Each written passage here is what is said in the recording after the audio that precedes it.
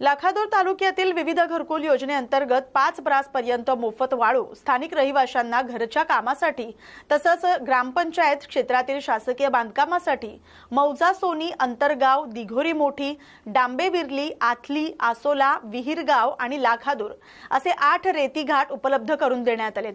परंतु लाखादूर तालुक्यातील काही रेती घाटावर एनजीटी पुणे मध्ये प्रकरण दाखल असल्यामुळे महाखनिज प्रणालीवर सोनी अंतरगाव असोला विरगाव आणि लाखादूर हे 5 रेती घाट ब्लॉक करण्यात आलेत।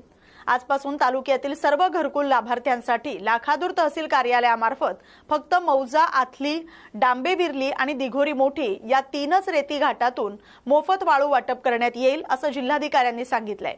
घरकुल लाभार्थ्यांनी आधार कार्ड आणि ओटीपी करता लिंक असलेला मोबाईलसह स्वतः रेती घाट स्थळी हजर राहून तालुक्यातील सर्व घरकुल लाभार्थ्यांनी या योजनेचा लाभ घ्यावा असं आवाहन लाखादूरचे तहसीलदार वैभव यांनी केलंय। या बातमीचा आढावा घेतलाय प्रतिनिधी प्रकाश नागतोडे यांनी। माझा मुद्दा लक्षात आलाय।